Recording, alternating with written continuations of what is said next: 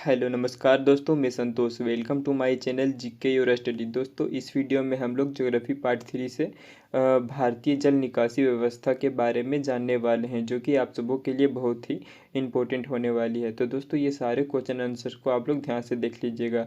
और फ्रेंड्स, अंत में आप सबों के लिए एक सवाल रखा गया है, जिसका आंसर आप सभी को कॉमेंट बॉक्स में देना है। ठीक है, तो उसका आंसर आप लोग अवश्य दीजिएगा। ठीक है, तो चलिए हम लोग वीडियो को शुरू करते हैं।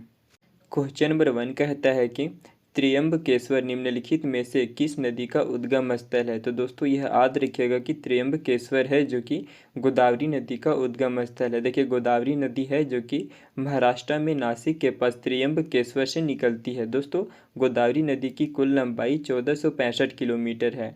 ऑप्शन नंबर ए में बात किया गया है महानदी की। महानदी है जो कि छत्तीसगढ़ के सिहावा से निकलती है।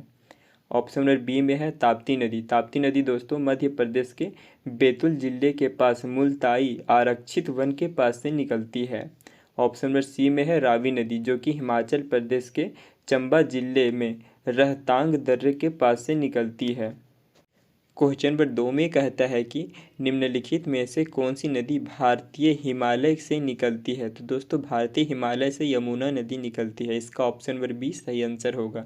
दोस्तों, यमुना नदी दक्षिणी पश्चिमी ढलान पर यमुनोत्री ग्लेशियर या निचले हिमालय की मसूरी रेंज में बंदरपूछ चोटी से निकलती है। ठीक है, यह भी याद रखिएगा आप लोग। क्वेश्चन नंबर 3 कहता है कि निम्नलिखित में से कौन सा पशु सुंदरवन डेल्टा में पाया जाता है। तो दोस्तों, सुंदरवन डेल्टा में रॉयल बंगाल टाइगर पाया जाता है। इसका ऑप्शन नंबर सी सही आंसर होगा। क्वेश्चन नंबर 4 में कहता है कि निम्नलिखित में से कौन सी नदी पंचनाद में शामिल नहीं है। तो देखिए, शामिल नहीं है, तो इससे पहले जानते हैं पंचनाद में कौन कौन से नदी शामिल है। तो कौन कौन सी नदी है दोस्तों, वो है सतलुज नदी, ब्यास नदी, रावी नदी, चिनाब नदी और झेलम नदी।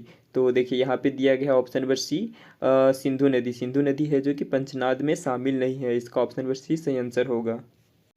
क्वेश्चन नंबर 5 कहता है कि निम्नलिखित में से किस नदी में धुआंधार जलप्रपात का निर्माण होता है। तो दोस्तों, धुआंधार जलप्रपात का निर्माण नर्मदा नदी में होता है। इसका ऑप्शन नंबर सी सही आंसर होगा। क्वेश्चन नंबर 6 में है कि निम्नलिखित में से कौन सी नदी द्रोणी ओडिशा में स्थित है। देखिए, कौन सी नदी द्रोणी है जो कि ओडिशा में स्थित है। तो याद रखिएगा महानदी। इसका ऑप्शन नंबर बी सही आंसर होगा। दोस्तों, महानदी है जो कि तीसरी सबसे बड़ी प्रायद्वीपीय नदी है, और इसका जल संग्रह क्षेत्र दोस्तों मतलब कि जिस जिस क्षेत्र में ये फैला हुआ है वो है छत्तीसगढ़, मध्य प्रदेश, उड़ीसा, झारखंड और महाराष्ट्र तक फैला हुआ है। और बात हुआ यहाँ पे नर्मदा नदी की। नर्मदा नदी है जो कि मध्य प्रदेश, महाराष्ट्र, गुजरात में फैला हुआ है। और कृष्णा नदी है जो कि महाराष्ट्र, कर्नाटका, तेलंगाना और आंध्र प्रदेश तक। और कावेरी नदी है जो कि कर्नाटक, तमिलनाडु, केरल और पुडुचेरी तक फैला हुआ है। क्वेश्चन नंबर 7 में है गंगा नदी की मुख्य धारा को कहते हैं। तो क्या कहते हैं दोस्तों, तो गंगा नदी की मुख्य धारा को भागीरथी कहते हैं। इसका ऑप्शन नंबर सी सही आंसर होगा। और दोस्तों, गंगा नदी है, इसकी लंबाई 2525 किलोमीटर है, यह भी याद रखिएगा।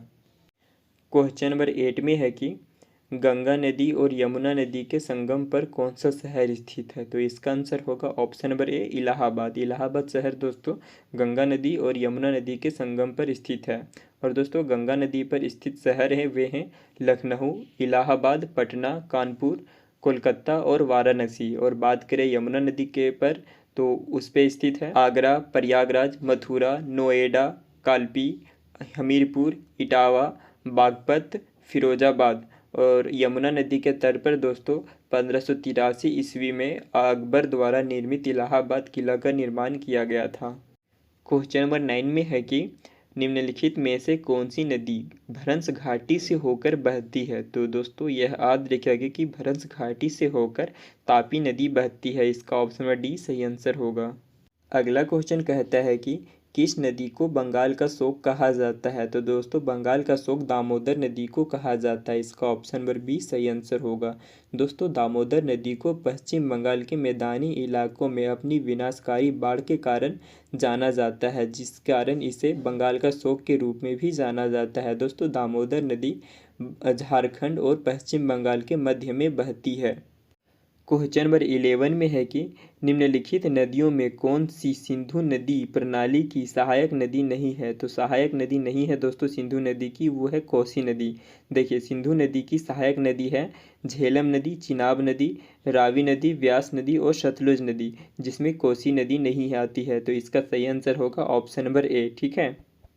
क्वेश्चन नंबर 12 में है निम्नलिखित में से कौन सी नदी की लंबाई का सही क्रम है। तो देखिए लंबाई के अनुसार दोस्तों इसका सही क्रम दिखाना है। ठीक है, तो चलिए ऑप्शन नंबर ए को देखते हैं हम लोग। देखिए गंगा नदी की लंबाई है 2525 किलोमीटर। ठीक है, और गोदावरी नदी की लंबाई है 1465 किलोमीटर, और कृष्णा नदी की लंबाई है 1400 किलोमीटर, और यमुना नदी की लंबाई है 1376 किलोमीटर, जो कि सही क्रम लग रहा है। ठीक है, इसका ऑप्शन नंबर ए ही सही आंसर होगा।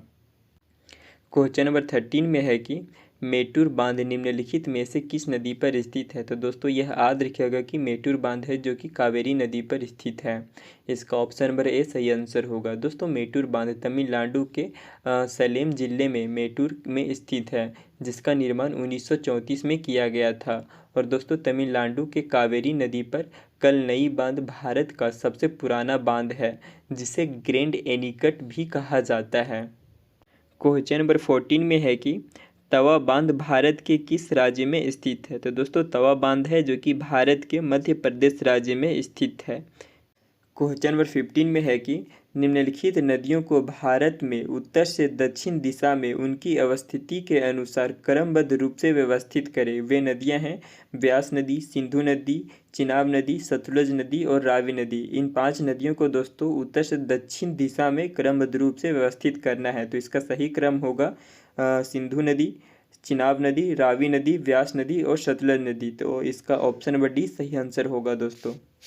दोस्तों इस वीडियो में आप लोगों से एक सवाल पूछा जाएगा जिसका आंसर आप सभी को कमेंट में देना है। तो क्वेश्चन यह है कि निम्नलिखित में से कौन सा देश ध्रुवीय क्षेत्रों से संबंधित है। तो ऑप्शन ये रहा दोस्तों कनाडा, कोलंबिया, चिली और चीन। ये 4 ऑप्शन दिए गए हैं जिनमें से आप लोगों को सही आंसर आप लोगों को कमेंट में देना है। और दोस्तों अगर इसका आंसर आप लोगों को नहीं पता होगा तो ज्योग्राफी पार्ट 2 का वीडियो देखें, उसमें इसका आंसर मिल जाएगा। ठीक है, तो चलो दोस्तों ये सारे क्वेश्चन अगर आप लोगों के लिए हेल्पफुल हुई होगी तो हमारे वीडियो को अवश्य से लाइक कीजिएगा और अधिक से अधिक शेयर कीजिएगा। और दोस्तों अगर आप लोग हमारे चैनल पर नए हैं तो चैनल को सब्सक्राइब कर बेल आइकन को दबाकर नोटिफिकेशन का अवश्य ऑन कर लीजिएगा, ताकि दोस्तों हमारा हर एक वीडियो आप लोगों तक जल्द से जल्द पहुंचे। हम लोग मिलते हैं नेक्स्ट वीडियो में दोस्तों। Thanks for watching.